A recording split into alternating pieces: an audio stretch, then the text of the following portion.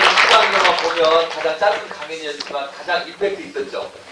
굉장히 우리의 베네피즈를 즐겁게 하는 아주 충격 있는 강연이었고, 저는 어떻게 하면 우리 아내가 3억을 벌 수 있거든요. 이런 생각 좀 해봤습니다.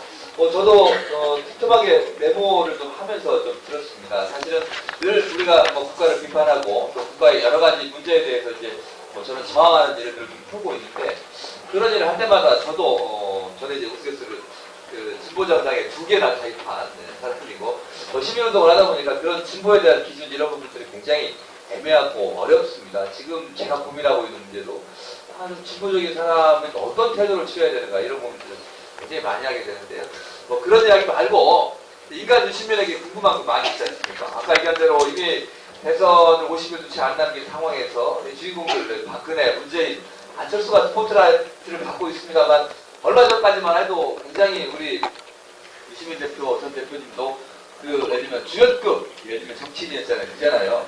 근데 어찌 보면 주연급에서 밀려가지고, 지난번에 조연이라도 한번 해보려고 했는데, 조연도 안 시켜주고, 지나가는 얘기입니다. 이렇게까지 이야기하시는 분도 계시는데, 아마 이번, 어찌 보면 약간은 소외된, 전혀 그렇지 않다라고 본인은 이야기하시고, 지금 이 순간도 열심히 또 전국을 강연하고 다니시는데, 그 이야기 한번 살짝 여쭤보면서 질문을 한번 받겠습니다. 이거는 강연 시간 짧게 해준 거는 여러분들하고 소통, 아시겠지만 소통은 지난주에 소와도 통할 수 있어야 소통이라고 했는데, 오늘 우리 고등학생은 조금 어려웠나요?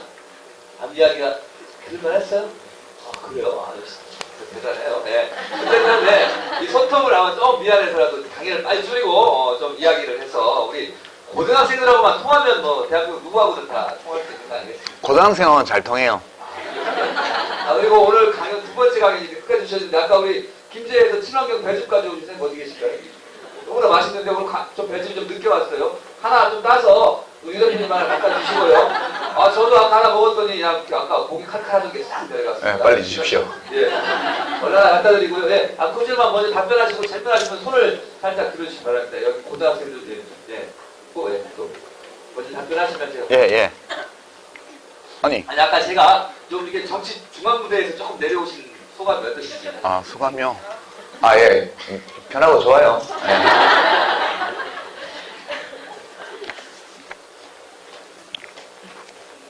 안녕하세요. 저는 18살 김한규라고 하고요. 제가 물어보고 싶은 거는, 일단 제가 18살이고 2년 후에는 성인이라고 해서 이제 있으면서 투표권도 얻고 하는데, 이제 우리나라 사회에서는 미성년자는 투표권이 없기 때문에 이제 투표를 하지 못하잖아요. 그래서 이제 만 19세에서 20세로 넘어가자마자 이제 투표권이 갑자기 끊겨버리고 그렇게 되는데, 제 생각에는 이제 청소년이 더 혁명적인 혁신제가 아까 말씀하신 것처럼 그렇다고 생각합니다. 왜냐하면 젊잖아요. 일단 10대고 또 하기 때문에 많은 것도 생각하고, 사실 스티븐 잡슨하고 빌 게이츠 이런 사람들보다 더 창의력도 뛰어나고 혁신적인 생각을 할 수 있는데, 그래서 저는 이런 청소년들에게도 투표권이 주어지면 어떨까라는 생각을 해봤는데, 이게 좀 위험한 건가 아니면 어떤 건지 질문을 드리고 싶습니다. 예, 전혀 안 위험하고요.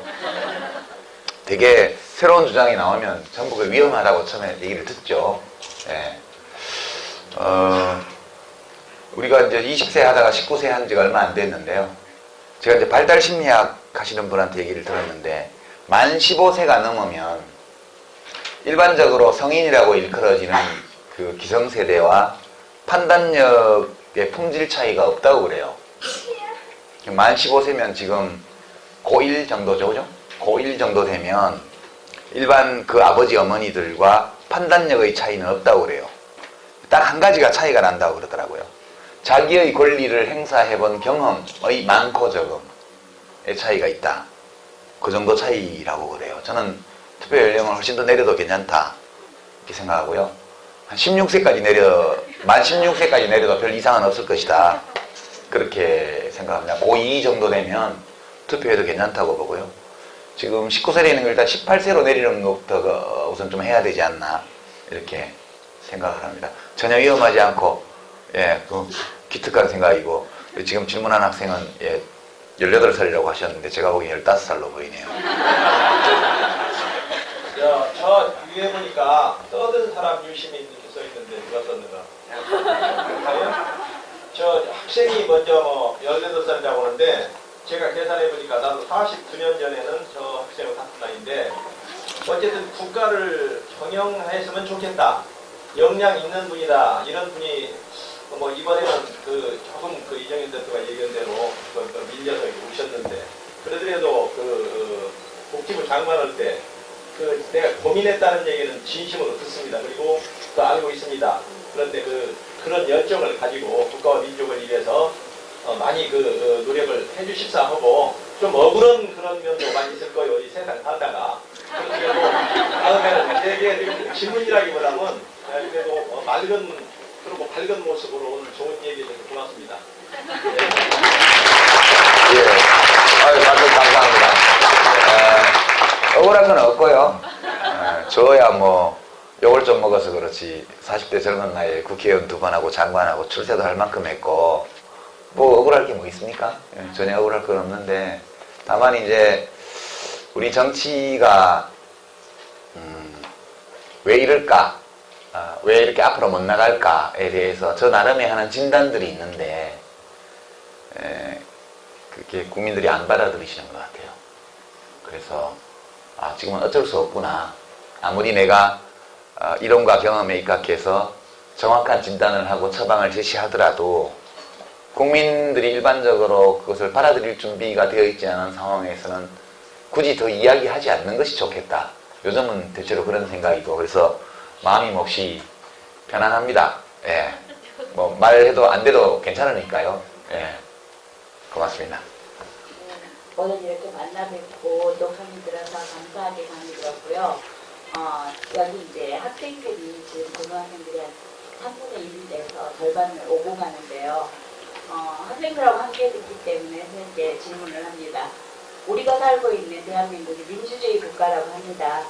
근데 지금 현재 정치권에서 보는 민주하고 우리 문민들이 보는 이 민주주의가 서로 다른 것 같아서 그 민주주의에 대한 이야기를 한번 해주셨으면 합니다. 예.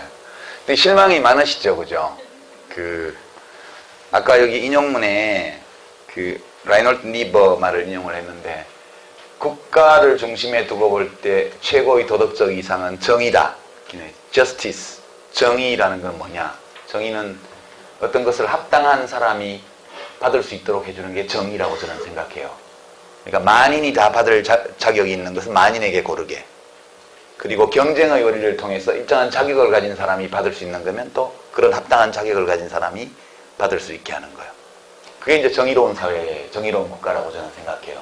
그런데 우리가 가지고 있는 정치 제도는 민주주의잖아요. 이른바 자유주의 정치 질서.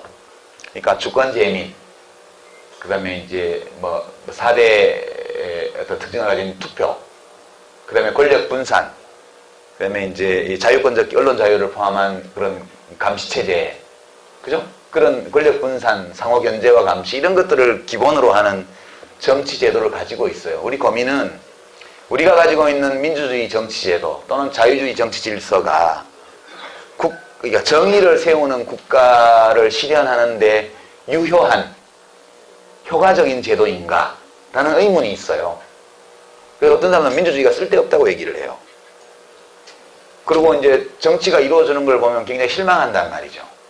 정치인들이 국민의 뜻을 못 헤아리고 자기들 욕심으로 싸우고 싸우는 데는 다 이유가 있어요. 근데 그 이유를 대충 잘 모르니까 싸우면 무조건 싫어해요. 근데 저는 이제 이렇게 결론을 말씀드릴게요. 우리가 가지고 있는 이 정치 제도는 훌륭하고 무엇이 선인지 잘 알고 국가를 공정하게 운영할 수 있는 사람이 권력을 장악하도록 하는데 효율적인 제도가 아닙니다. 그런 제도가 아니에요, 원래부터. 우리는 생각하기를 온 국민에서 뽑았으면 대통령도 훌륭한 사람 뽑아야 되고 뽑혀야 되고 국회의원도 훌륭한 사람 뽑혀야 되는데 왜 저렇게 이상한 국회의원이 많고 이상한 대통령을 뽑을까 우리가? 그렇게 생각하죠. 근데 민주주의는 훌륭한 사람을 뽑는 제도가 아니에요.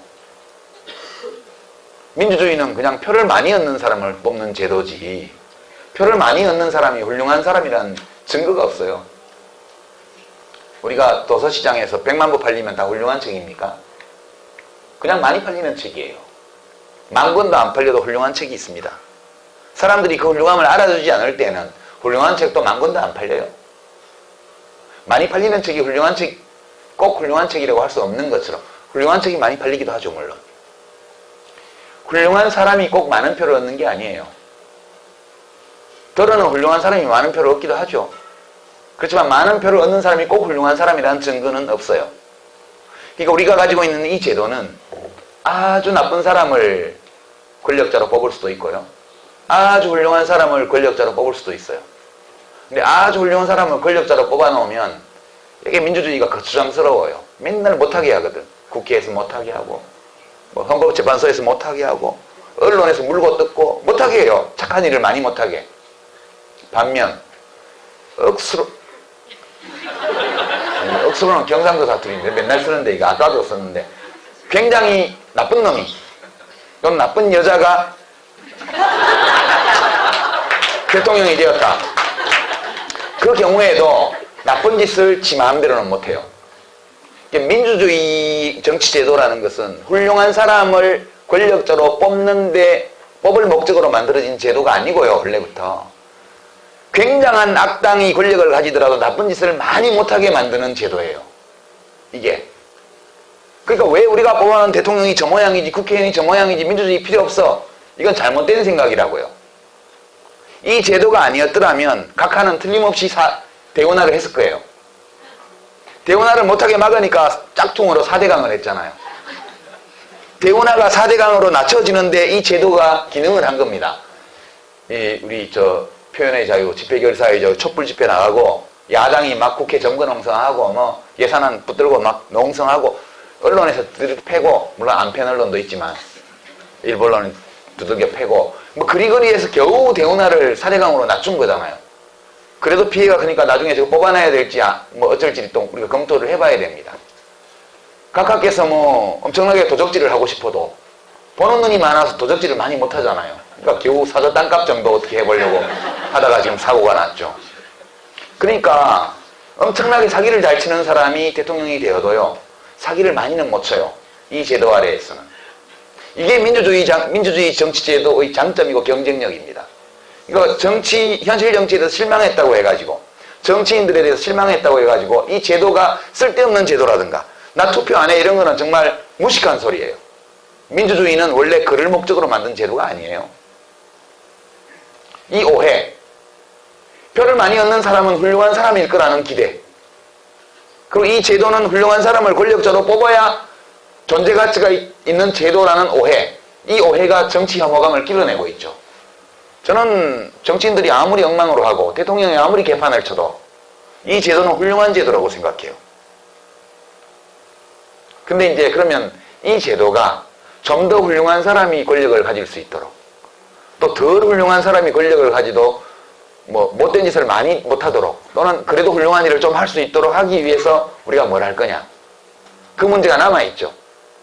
이거보다 더 좋은 제도는 없어요. 지금 인류 역사상 다 시험해봤지만 이 제도가 가장 경쟁력이 있기 때문에 살아남은 거라고요. 그럼 이 제도를 보다 더 훌륭하게 운용하기 위해서 무엇이 필요한가? 라고 말할 때 아리스토텔레스의 말을 저는 잘 인용하죠. 국가가 훌륭하려면 국정에 참여하는 시민들이 훌륭해야 된다.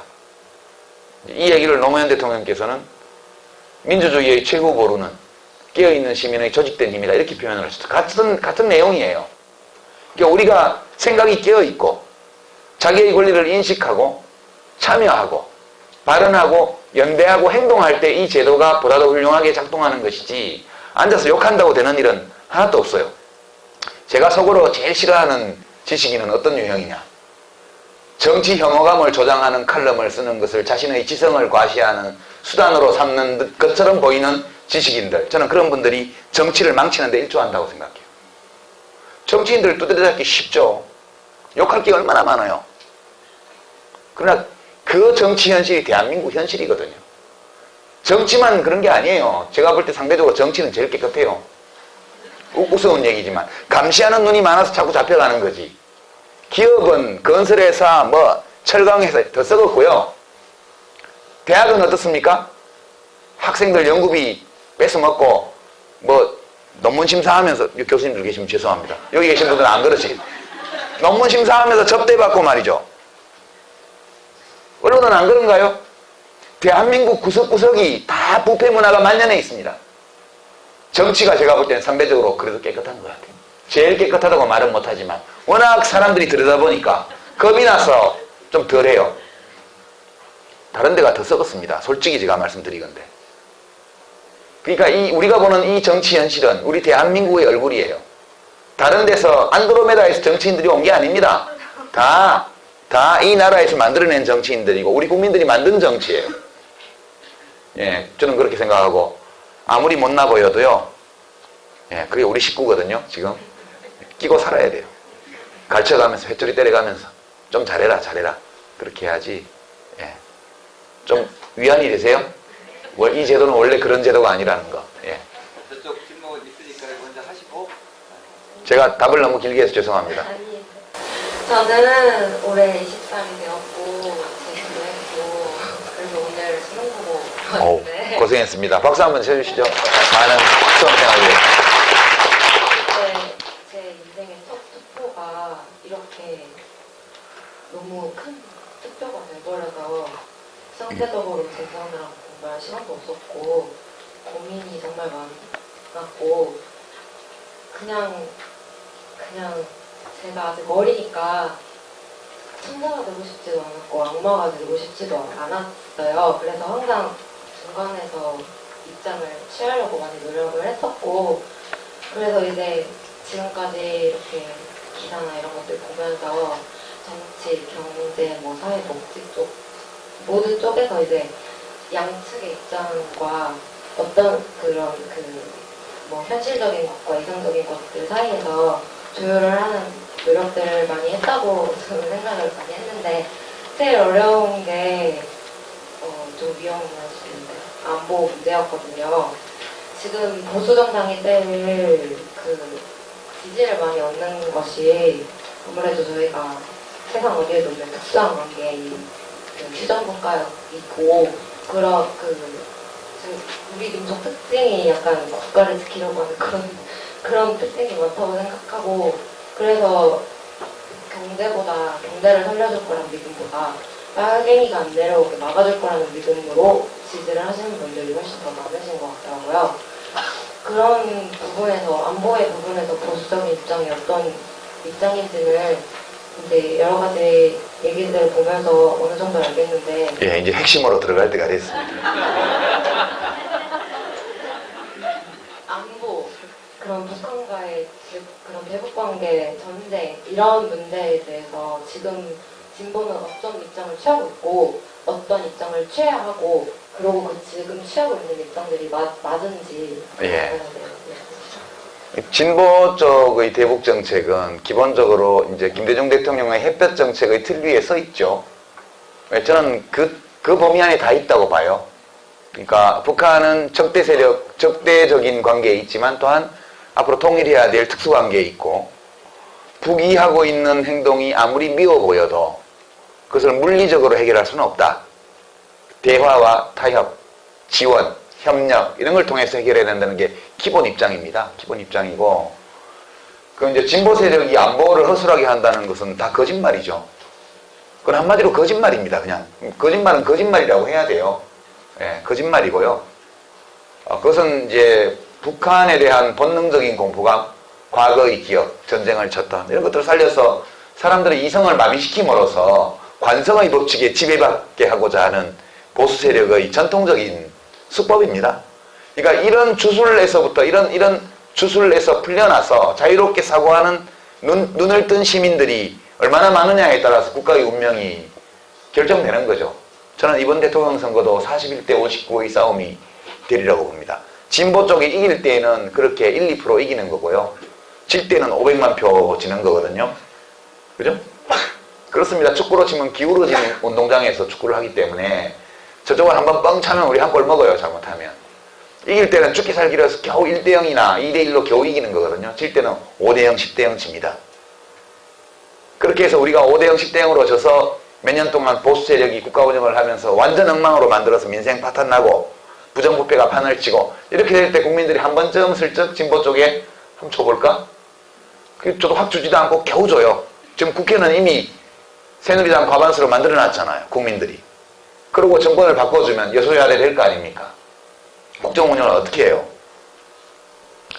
그러니까 이게 현재 한국의 상황이라는 것은 명백하고, 그러나 이제 그 안보 정책에 관한 하는 저는 문재인 후보와 안철수 후보와 심상정 후보와 아무 차이가 없다고 생각해요. 그 대목에 대해서는 모두가 다 똑같은 입장을 가지고 있다. 아무 후보의 홈페이지나 가셔가지고 관련 공약을 한번 살펴보시기 바랍니다. 예. 마이크 올리세요.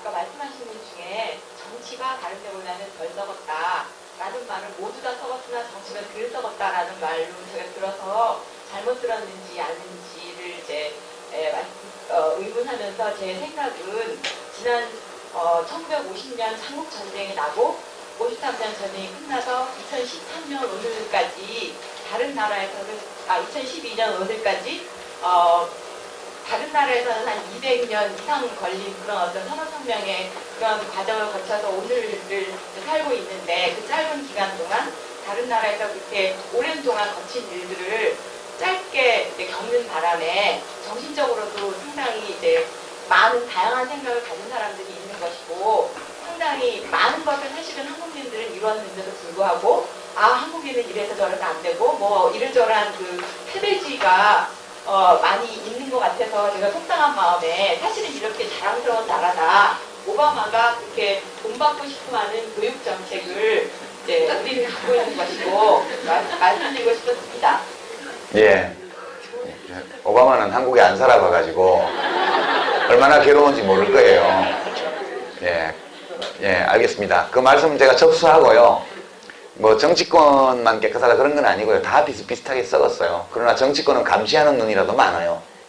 예, 그런 점만 말씀드리고, 우리 대한민국이 긍정적인 것을 많이 가진 나라라는 것은 분명하죠. 저는 일부 진보 세력 쪽에서 한국을, 진보 지식인들이 한국을 생지옥처럼 묘사하는, 예를 들어서 박노자 선생님의 글이나 동의하지 않습니다. 한국은 생지옥이 아니에요. 고통스러운 것도 많고 문제점도 많지만, 그럼에도 불구하고 인류의 문명사에서 그 많은 문제들을 이 정도까지 해결한 나라도 많지 않거든요. 절대평가도 좋지만 또 상대평가도 위안이 되잖아요. 저희 6학년짜리 꼬마가 중간고사를 한 85점 받아오면요, 엄마가 약간 실망한 기색을 보입니다. 탁 뭐라 그러냐면, 말도 마 엄마, 누구는 60점이야. 예, 얼마나 좋아요. 사람이 어떻게 위만 보고 살아요? 옆에도 보고 아래도 보고 살아야죠. 그리고 너도 열심히 노력하면 100점 맞을 수 있어. 생각해봐. 그냥 이대로 살래. 그냥 올백 맞은 애는 학원을 10개 다닌다고 들었거든요. 학원 10개 다니면서 올백 받느니 날마다 축구하고 놀면서 중위권 정도 하면 이렇게 해피하다는 거예요. 저는 인생을 살아가는 지혜로운 태도를 저희 아들이 이미 초등학교 6학년에 터득했다, 이런 판단 때문에 몹시 기쁘게 생각하고 있습니다. 우리나라에 대해서도 저는 그렇게 인색할 필요 없다고 생각해요. 우리나라가 대단하게 남 못하는 거, 한 거 같은 거, 그런 촌스러운 점도 있죠. 싸이가 대박 터뜨렸으면 같이 즐거워하면 되지, 말 좀 주고. 그 국위선양이 왜 나오는지 모르겠어요, 촌스럽게. 싸이가 노래 잘 부른 거예요, 춤 잘 추고. 그런 거죠. 부수적으로 한국에 대해서 관심 받으면 좋은 거죠. 그런 거지, 국위선양하러 싸이가 노래 부르는 게 아니잖아요. 이런 촌스러움은 극복해야 된다고 봐요. 그러나 동시에 대한민국이 마치 문제가 엄청 문제가 많은 생지옥처럼 묘사하는 이것도 저는 아니라고 보는 거예요. 그런 점에 동의하면서, 예, 그래도 대한민국은 고쳐야 될 점이 무지하게 많다. 예. 질문은 좀 짧게. 예. 얘기하십니다. 경기도지사에서 낙선하신 다음에 네. 느낌하세요. 단일화를 경험해 보셨잖아요. 네? 단일화. 예. 그래서 유경험자로서 예. 지금 안철수 문재인 후보의 단일화를 어떻게 나아가야 된다고 보시는지. 이거 고차원적인 질문. 이거 이제 지금 시사점이 많은 건데요. 사실 안철수 후보가 지금 하고 있는 것이 제가 2년 전에 그 지방선거 때 경기도에서 했던 거하고 똑같은 거거든요. 똑같은 거예요. 경선하자 못하겠다.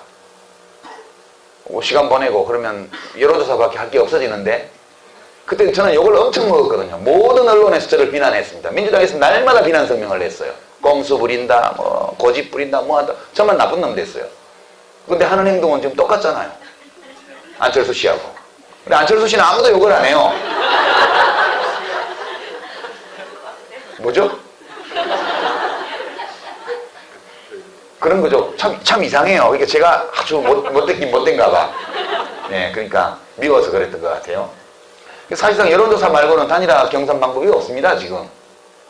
그런데 자기에게 유리한 여론조사를 관철하기 위해서 끝까지 시간을 끌었다 이렇게 비난하는 사설을 한 번도 못 봤어요, 제 기사를. 왜 차별해요? 헌법에 어긋나게? 이게 학습 효과인데요. 그러니까 경기도지사 선거 단일화는 큰 선거에서 해본 최초의 사례입니다. 서로 다른 정파 사이에 후보 단일화를 경쟁으로 해본 노무현 대통령 때 빼고요. 그때는 아주 이례적인 사건처럼 보였고 경기도지사 선거 이후로 모든 선거마다 이게 반복되고 있죠. 저는 그때 제가 지는 줄 알았어요. 그러니까 지금 이런 겁니다. 그때 일을 그대로 얘기하면 협상이 결렬됐어요. 결렬시킬 때 이제 투표소를 만들어서 경기도 31개 시군에다 투표소를 만들어서 현장에 나와서 투표하자 그러는 거예요. 그럼 뭐하러 그렇게 해요? 돈 들여서 수십억 드는데 그냥 주고 말지. 그거는 하나만 하예요. 제가 뭐 여론조사 2배로 이겨도 못 이겨요, 그 게임은. 민주당이 그걸 하자고 그랬다고요. 그럼 저는 민주당이 굉장한 횡포를 부렸다고 생각합니다. 도민들이 좋아하는 후보를 뽑아야지 왜 사람들을 버스로 많이 동원하는 후보를 뽑아요? 그래서 거부했습니다, 제가. 그래서 협상팀에서 얘기해도 돼요? 예. 협상팀에서 어떡할까요? 이거 안 하면 결렬된다는데요. 그래서 제가 결렬시키라고 그랬죠. 결렬시켜. 그래서 4월 19일 날인가 결렬됐습니다. 제가 비난을 어마어마하게 받았죠. 저는 실실 웃고 다녔어요. 단일화 안 되면 어떡하냐 해서 신부님들이 저 두물머리에서 농성하시면서 단식하시면서 저보고 오라 그러셔가지고 둘이 오라 해서 갔더니 저만 왔더라고요. 그 신부님들이 이제 4대강 막기 위해서 지금 단식 농성 중인데 어떡할래? 너네 둘이 다 등록하면 무조건 선거 지지 않냐? 신부님, 제가 알아서 하겠습니다. 걱정하지 마십시오. 저희 둘 다 후보 등록하는 일은 절대 없도록 하겠습니다. 아니 지금 합의가 안 됐잖아. 깨졌는데 뭔 소리야. 그래서 제가 딴 분들 좀 나가주시고요. 그리고 신부님 4분만 계신 자리에서 신부님 절대 딴 사람한테 이야기하지 마십시오. 단일화 합의 안 되면 제가 등록 안 하려고 그럽니다. 그러니 믿으시고 그냥 그것 때문에 속거리지 마시고 그냥 그렇게 알고만 계십시오. 그리고 제가 나왔거든요. 너무너무 좋아하시더라고요. 저보고 훌륭한 사람이래요. 저는 훌륭한 도지사가 되고 싶어서 출마했는데 시민사회 어르신들을 저를 보자 하셔가지고 도지사가 되기보다는 훌륭한 사람이 되는 게 더 좋겠어요. 이렇게 저한테 말씀하셨어요. 압박이 어마어마합니다.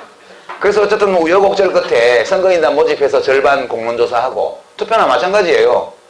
그럼 나머지는 일반 도민 여론조사 반칙에서 제가 0.9%를 이겨서 후보가 됐습니다.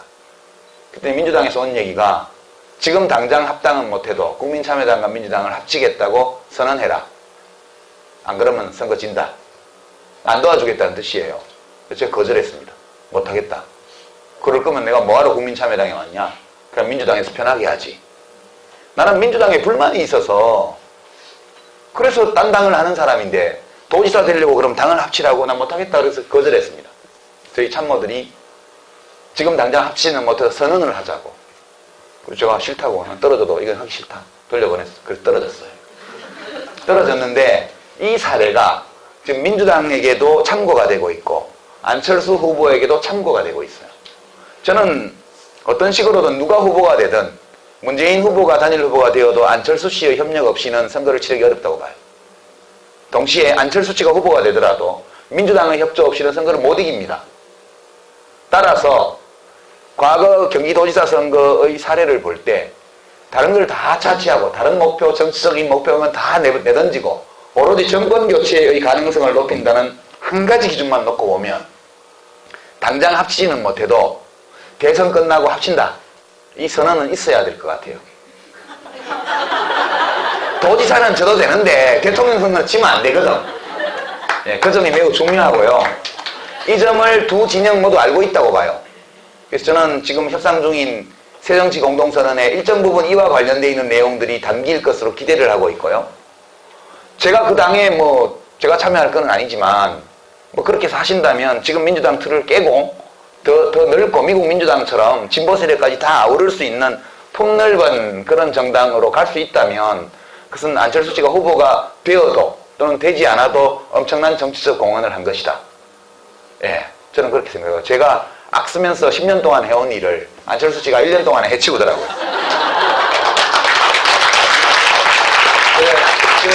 아무튼 우리 이승민 대표님은 훌륭한 사람인 건 맞는 것 같습니다.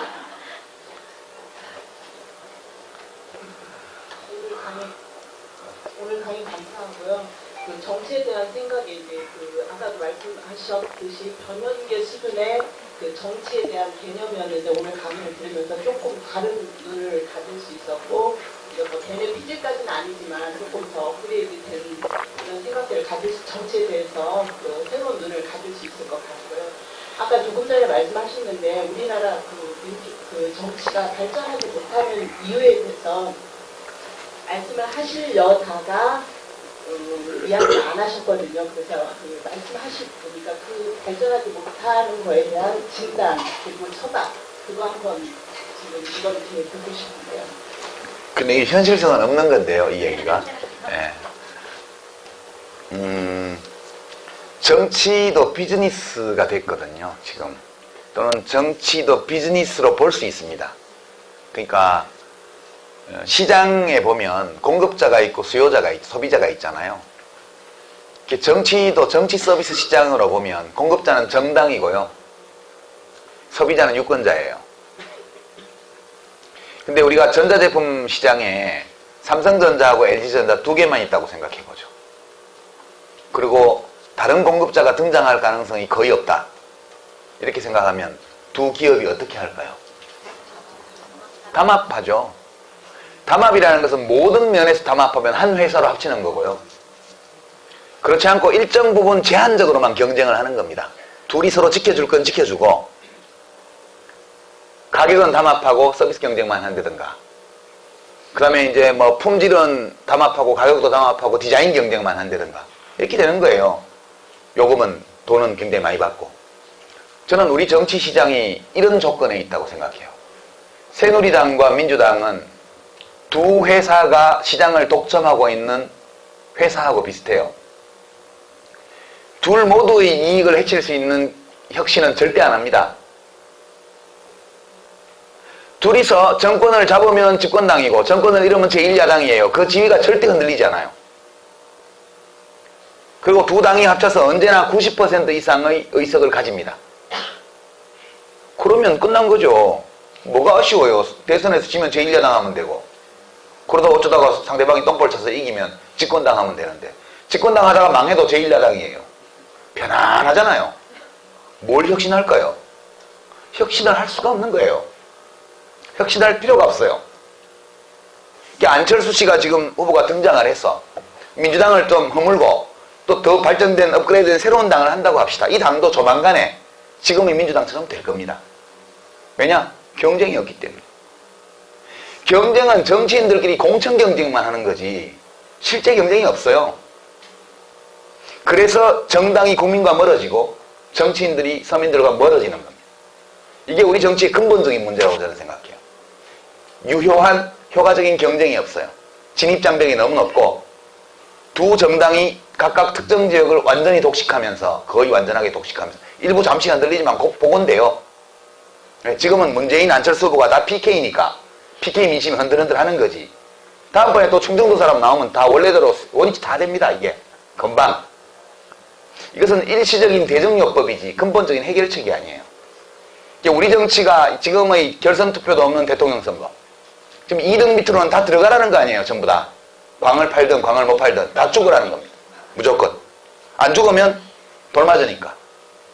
왜냐하면 새누리당, 한나라당 이 보수정당의 횡포에 질린 유권자들이 어떻게든 정권을 바꿔야 된다고 생각하기 때문에 3등, 4등, 5등짜리 정당들은 후보를 못 내는 거예요. 내도 들어가야 되는 겁니다. 안 맞아 죽으려면. 거의 폭력적인 상황이에요. 그래서 정치는 다양화되지를 않고 시장에는 두 가지 제품밖에 없어요. 불만족은 높아지죠. 노무현 대통령이 현직 대통령의 힘을 가지고 시도했지만 다시 원래의 민주당으로 돌아갔잖아요. 못 바꾸는 거죠. 그래서 저는 밖에서 제3당을 만들어서 이걸 깨보려고 뭐 개혁당도 만들어보고 국민참여당도 만들어보고 통합진보당도 참여해보고 했지만 정당 브레이크라고 욕만 먹고 되지도 않았어요. 저는 제가 하려고 한 일이 옳은 일이라고 생각해요. 이것이 한국 정치를 바꿀 수 있는 근본적인 해결책이라고 생각해요. 실제 제3당을 강력하게 만들어서 진입을 하든가, 그래서 3자 대결을 시키는 경쟁체제를 만들든가, 그렇지 않으면 선거제도를 바꾸어서 대통령 선거에 결선투표 도입해서 각자 자기 지분 확인할 수 있게 해주고, 연합하게 해주고, 10% 지지를 받으면 10%의 대표성을 인정을 해줘야 될 거 아니에요. 왜 3등 밑으로는 다 죽으라는 겁니까? 국회의원 선거도 정당이 10%를 득표해서 뭐 의석의 10%를 줘야 될 거 아니에요.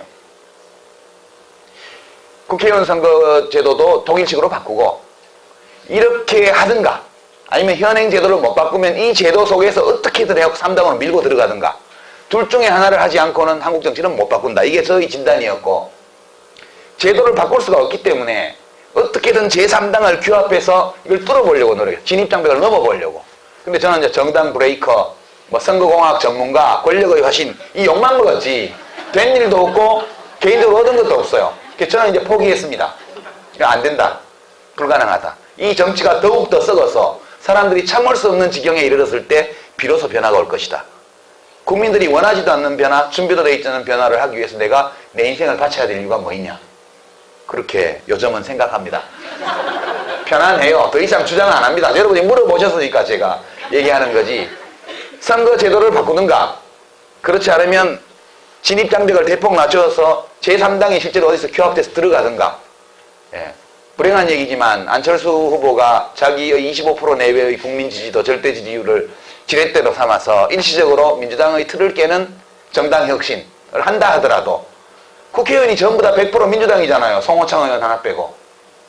그 당이 대선 끝나고 다음 총선 때까지 3년인데 어디로 가겠어요? 다시 원위치로 가죠. 이렇게 말하면 저것도 민주당 욕한다, 민주당한테 침 뱉는다, 원한 맺힌다 보다 원한 때문이 아니고 제가 객관적인 사실을 얘기하는 거예요. 변하기 어렵습니다. 한국 정치는. 앞으로도 수십 년간, 지난 25년간 보아온 그와 같은 정치를 보면서 살 수밖에 없을 것이다. 저는 그렇게 생각해요. 아니면 뭐 누가 구세주가 나타나서 정당 하나 센 걸 만들어 주시던가요. 네. 일단 저희가 뭐 9시 20분까지가 강의 시간이다. 10분 남았습니다. 그래서 지금 저기 질문 한 분 계시고요. 여기 약간 손든 분 계신데 마지막 한 분, 세 분까지만 먼저 손을 드렸습니다. 먼저 한 걸로 하겠습니다. 세 분 다 한꺼번에 질문 주시고 제가 네, 한꺼번에 마이크를 먼저 좀 하시고 잠깐 쉬는 동안에 오늘 너무 자학모드로 얘기하시고 마음 아프시죠? 저도 아까 참 마음이 뭉클했던 부분이 하나 있습니다. 아까 훌륭한 사람들이 다 펴받는 거 아니다. 20년 전에 총학생회 선거 나가가지고 꼴등했어요. 10년 전에 그 시원 선거 나가가지고 또 꼴등했습니다. 위로가 되시죠? 예, 공감 많이 했습니다. 자, 그러면 세 분, 아까 말했던 대학 5번 떨어졌다고. 자, 질문 다 받고 한꺼번에 해서. 예, 오늘 강의 정말 들을수록 정말 재밌습니다. 감사하고요. 제가 아까 궁금했던 것이 그 통화진보단 사태에 대해서 잠깐 언급을 하셨는데 저 자신도 그 4월, 5월 지나가면서 거의 패닉 상태로 매일 신문을 넘겼던 기억이 있거든요. 그 사태를 정말 그 가까이서 지켜보셨던 그 신부에 좀 듣고 싶고요. 또 그 이정희 대표가 이번에 대선 출마를 선언했지 않습니까? 그런 것을 우리 국민의 입장에서 어떻게 바라봐야 할지 또 다시 판단이 잘 안 되는 부분이더라고요. 그 부분에 대해서 말씀을 듣고 싶습니다. 예, 다음 분 질문해 주시죠.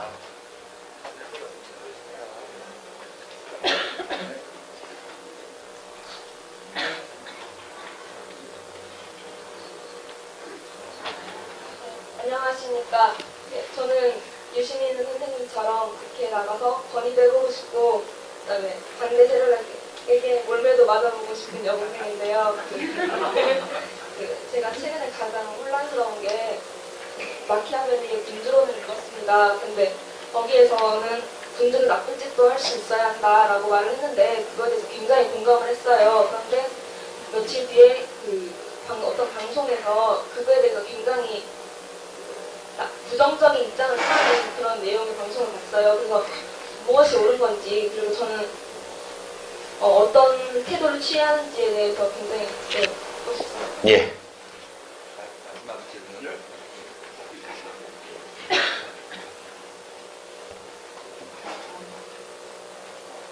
아까 선생님께서 마지막에 말씀하신 그 진단과 처방이라는 것에 굉장히 공감하는 사람입니다.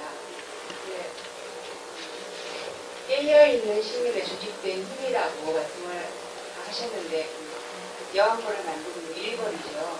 저희 할 수 있는 일이 4년에 한 번씩 투표하는 거 이외에 뭐가 있을까요? 전 너무 답답할 때가 많거든요. 예. 세 분 질문에 짤막짤막하게 답변 드리겠습니다. 이제 통합진보당 사태에 대한 소회, 부끄럽죠, 뭐, 그냥. 예, 지금 그 당시 관련되었던 사람들이 몇몇 오늘 또 구속이 되었는데요.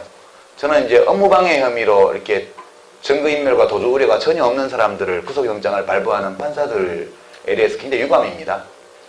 뭐, 벌 받을 만한 일이었다 그러면 나중에 재판에서 징역 살리면 되지. 왜 증거는 전부 다 그 컴퓨터 로그 기록이랑 통신 기록인데, 핸드폰. 증거는 검찰이 다 가지고 있고, 다 생업에 종사하는 사람들이고 한데 왜 구속을 하냐고요. 저는 이제 우리나라 판사들 아직도 덜 깼다 그렇게 생각해요. 판사로서의 기본 자질이 부족하다. 저는 잡혀가면 이제 나는 징역받게 생겼다. 그거는 헌법적 원리잖아요. 그거를 그렇게 막 남용하는 걸 보면서 저는 좀 붕괴합니다. 우리가 잘못한 거는 차치하고. 근데 이제 이거는 제가 그때 어디 언론사 인터뷰에서 말한 것처럼 득표를 많이 한 후보 중에 한 사람만 제외하고 나머지는 전부 다 대리 투표를 한 혐의가 있다. 정황이 있다. 제가 그렇게 밝혔습니다. 그때 이미.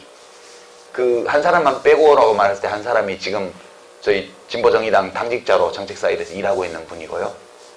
나머지 후보들은 모두 다 후보가 시켰던 아니면 후보 모르게 벌어졌던 대리투표 정황이 있다는 것이 당시 컴퓨터 로그 기록 분석으로 다 나와 있었습니다. 그래서 저희가 뭐 나는 관련 없다 그렇게 말한 적도 없고, 그랬다가 요새는 이상하게 구당고파 쪽은 아무도 구속 안 시키고 우리 쪽만 다 구속을 시키더라고요. 이거에 대해서 여러 가지 해석이 나오고 있던데요. 그 통신기록을 보면 다 나옵니다. 전부 다. 그냥 사람 불러 조사할 것도 없어요. 그냥 자체로 증거가 다 나오기 때문에. 업무방해 혐의, 방해당한 정당이 처벌을 원치 않는데 사람을 막 잡아가요. 검찰도 하는 짓이 저는 참 터무니없다 생각을 하고요. 그러나 총체적으로 말하자면 부끄럽죠. 이렇게 된 것은 사람들이 나빠서가 아니고 당이 선거관리를 잘못한 거예요.